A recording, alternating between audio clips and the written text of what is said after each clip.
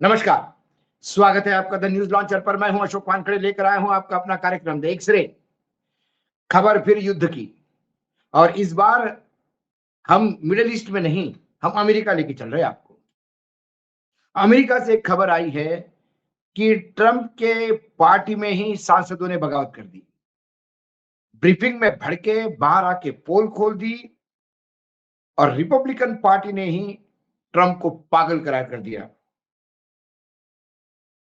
क्या ईरान के पहले जो ईरान में रिजिम चेंज करने जा रहे थे, क्या वो अमेरिका में तो रिजिम चेंज नहीं होगी? जब हेडलाइन मैंने देखी कि ईरान में अब ट्रंप करेंगे नया कांड, सुनकर भड़के अपनी ही पार्टी के सांसद सीक्रेट मीटिंग छोड़ के भागे। मैंने कहा कि ये एक्सरे में देखना चाहिए इस खबर को, ताकि पूरी बात समझ में आ जाए। क्यों रिपब्लिकन इतने नाराज ट्रंप से, किस बात से? अमेरिकी राष्ट्रपति डोनाल्ड ट्रंप की ईरान नीति को लेकर अब उनकी ही अपनी पार्टी रिपब्लिकन के भीतर बगावत शुरू हो गई है। एक सीक्रेट ब्रीफिंग के दौरान जो खुलासे हुए, उसमें अमेरिकी सांसदों के होश उड़ा दिए गए और वो गुस्से में मीटिंग छोड़कर बाहर आ गए, वॉकआउट किया। ये एक जिस्ट है या खबर का। ईरान के साथ पीस टॉक की आड़ में ट्रंप कोई बड़ा खेल कर रहे हैं।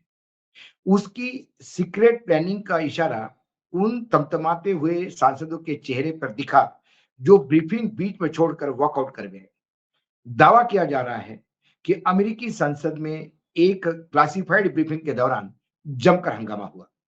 रिपब्लिकन सांसदों ने आरोप लगाया कि ट्रंप ईरान युद्ध के ऑब्जेक्टिव्स को लेकर देश को गुमराह कर रहे हैं।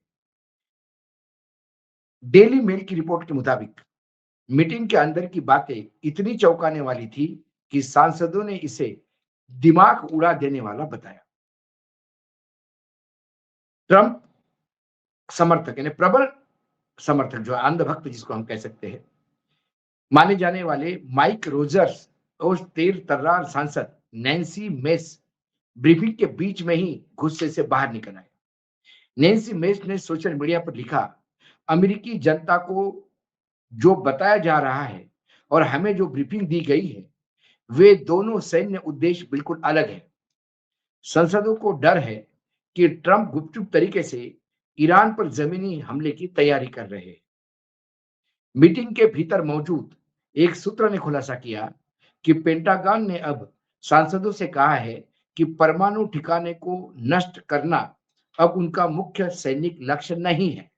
ये व्हाइट हाउस के उन 4 अधिकारी लक्ष्यों के बिल्कुल अलग है, जिसमें ईरान की मिसाइलें, नेवी, प्रॉक्सी और परमाणु क्षमता को खत्म करना था। इसमें मिसाइल यानी जो मिसाइल ताकत है, मिसाइल मैन्युफैक्चरिंग से लेके उनका भंडारण वो नष्ट करना, इराक की नेवी पूर्णपणे खत्म करना, जो कहते हैं बार-बार कि मैंने खत्म कर दी। प्रॉक्सी यानी जो 3 एच हम बोलते हैं, हमास, हूती और हिज़्बुल्लाह, इनको खत्म करना और उनके परमाणु जो ये है जो क्षमता है, उसको खत्म करना, ये शामिल था। अब ट्रंप रेजिम चेंज की रट लगाकर बैठे हैं। अब उनको वहां रेजिम चेंज करना है। ईरान का 90% तेल एक्सपोर्ट करने वाला खार्ग आइलैंड इस समय युद्ध का सबसे बड़ा फ्लैश पॉइंट बना हुआ है। खबर है कि अमेरिका अपने सेना उतारने की फिराक में है, जिसके जवाब में ईरान ने पूरे द्वीप पर एंटी पर्सनल और एंटी आर्मर माइंस का जाल बिछा दिया है। अमेरिकी सैन्य अधिकारियों ने चेतावनी दी है कि यह जमीनी कार्रवाई में भारी संख्या में अमेरिकी सैनिक मारे जा सकते हैं। युद्ध को लंबा खींचते देख ट्रंप प्रशासन संसद से 200 बिलियन डॉलर यानी करीब-करीब 16 लाख करोड़ रुपए की एक्स्ट्रा फंड की मांग करने वाले हैं। ये पेंटागन के पूरे सालाना बजट का 5वां हिस्सा है। रिपब्लिकन सांसद इस भारी खर्च और अनिश्चित युद्ध को लेकर सवाल उठाने लगे हैं। अब जब ये जो बता रहे हैं कि उनको अब कितना 200 मिलियन डॉलर फंड चाहिए, यानी करीब-करीब मैं जो आंकड़ा उन्होंने बताया 16 लाख करोड़ रुपए, 200 बिलियन डॉलर 16 लाख करोड़ रुपए। अब देखिए, ये 16,000 करोड़ रुपए के सैंक्शंस के साथ और 100 घंटे में युद्ध खत्म करेंगे, इसके साथ आए थे। तब इन्होंने कहा था कि हमको उनकी मिसाइल खत्म करनी है, नेवी खत्म करनी है, परमाणु क्षमता खत्म करनी है और वो जो ये आतंकी गुटों को समर्थन देते हैं, वो उनसे खत्म करवाना है। तो हमारा काम खत्म हो जाएगा।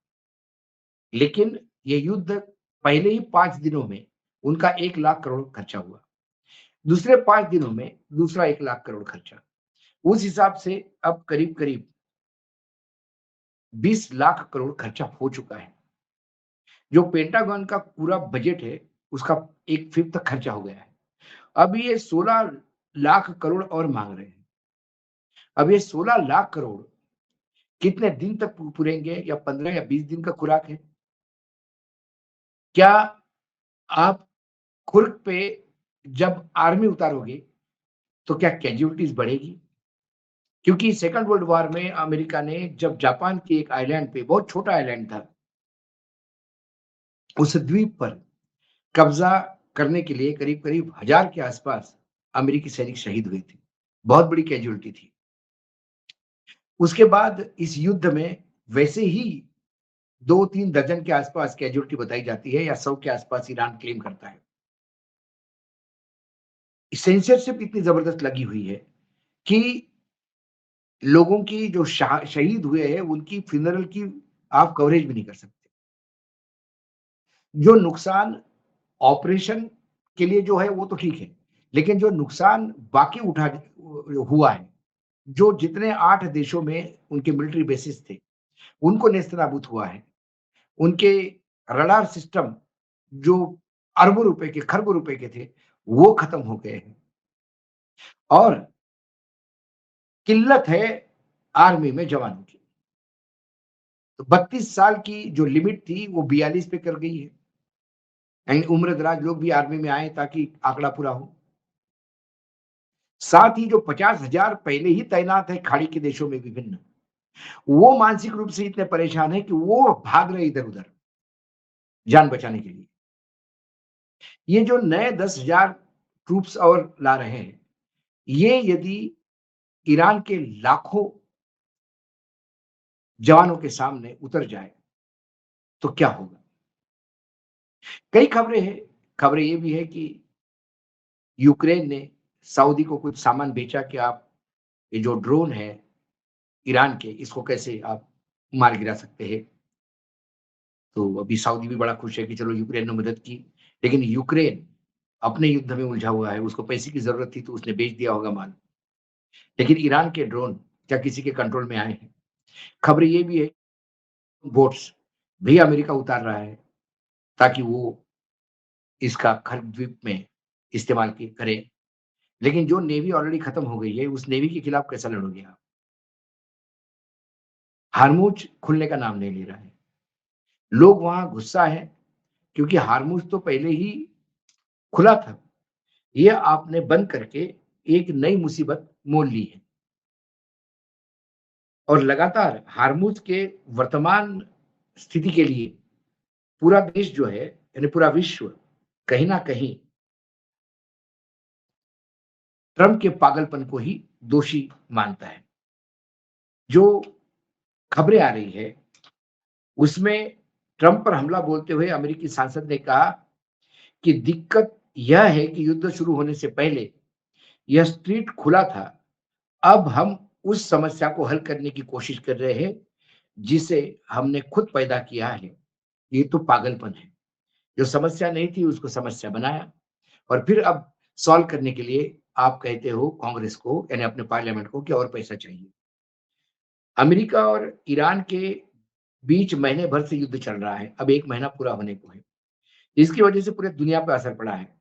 इन हमलों से अमेरिकी राष्ट्रपति डोनाल्ड ट्रम्प, जैसा कि मैंने कहा, कि अपनी ही पार्टी से घिर गए हैं। अमेरिका ईरान युद्ध में रोजाना $2 बिलियन की रकम खर्च कर रहा है। हालांकि कहा है कि स्टेट ऑफ हॉर्मुज पहले से खुला था, लेकिन ये समस्या हमने पैदा की है और अब उसको समस्या को हल करने की बात यदि हम कहते तो ये पागलपन नहीं तो क्या हुआ। और ये बात और किसी ने नहीं, ये उन रिपब्लिकन सांसदों ने कही है जिनके भरोसे ट्रम्प साहब कांग्रेस में लड़ रहे हैं या ट्रम्प राष्ट्रपति बने हुए हैं। अमेरिका और इजराइल के हमले के बाद ईरान ने होर्मुज स्ट्रीट तो बंद कर दिया, लेकिन वहां से चुनिंदा मित्र देशों के टैंकर गुजरने दे रहा है। उसके निशाने पर यूरोप, अमेरिका, इजराइल आदि देशों के टैंकर हैं। वह बिना अनुमति गुजर रहे तेल टैंकरों पर हमला कर रहा है। इसके अलावा कुछ दिनों से चुनिंदा देशों के जहाजों को गुजरने के लिए $2 मिलियन की फीस भी लेने की बात हो रही है। इसके पहले अमेरिकी राष्ट्रपति ने हॉर्मुज खोलने के लिए ईरान को दी गई समय सीमा 6 अप्रैल को बढ़ा दी थी। राष्ट्रपति के सोशल मीडिया पर एक पोस्ट के जरिए जानकारी दी। उन्होंने कहा कि ईरान के ऊर्जा संयंत्रों पर बमबारी को फिलहाल रोकेंगे। यह ताजा घटनाक्रम ऐसे समय सामने आया जब युद्ध युद्ध विराम वार्ता को लेकर दोनों देश गतिरोध की स्थिति में दिखाई दे रहे हैं। उन्होंने अपने-अपने कड़े रुख ऐलान कर दिए हैं। इसी बीच अमेरिका के हजारों सैनिक इस क्षेत्र में पहुंच गए हैं, जो इजराइल और ईरानी समर्थित उग्रवादी समूह हिजबुल्लाह से लड़ने के लिए दक्षिणी लेबनान की ओर से सैनिक भेजे जा रहे हैं तथा ईरान में महत्वपूर्ण हॉर्मुज जल जमरू मध्य पर अपनी पकड़ और मजबूत कर ली है। ये सारी रिपोर्ट इस तरफ से इंडिकेट कर रही है कि ईरान के खाड़ी में जब आते हैं, तो इज़राइल जिसके लिए मदद के लिए आ रहे थे, उसकी मदद वो कर नहीं पा रहे हैं। इज़राइल बुरी तरह से मार खा रहा है। ईरान खुद बर्बाद होके इन सबको बर्बादी के कगार पे ले आया। जो मित्र देश थे 7-8 खाड़ी देशों के, वो त्राहिमाम कर रहे। कतर ने ये तक बोल दिया कि अरे भई हम ये अमेरिका जाने दो, हम तो सब भाई-भाई हैं, आपस में रहते हैं, आपस में रहिए। स्थिति ये है कि ईरान में इज़राइल ने जो अभी मिसाइल दागे, उसमें से कुछ छींटे पाकिस्तानी एम्बेसी पे आ गए, तो पाकिस्तान ने ललकारा इज़राइल को कि हमको कतर मत समझना, हमारे एम्बेसी से दूर रहना, नहीं तो हम तुम्हें सिखा देंगे। अमेरिका ऐसी स्थिति में फँसा है कि जो असहाय स्थिति है। पीछे से पैसा आर्म्स का भी हमने बताया था कि 750 जो मिसाइल्स हैं, पैट्रियट, वो साल भर में बनते हैं और इन्होंने 800 मिसाइल से ज़्यादा दाग दिए हैं। स्टॉक भी नहीं है। पुराने जो भंगार है, जो पुराने रिजेक्टेड बॉम्ब थे, उसको यूज़ करने की बात हो रही है। स्विट्ज़रलैंड ने आर्म्स और एम्यूनिशन देने से मना किया है। यूरोपियन यूनियन पहले से दूर है, नाटो ने मना किया है। अकेले ट्रम्प फँसे हैं और अपने पागलपन से।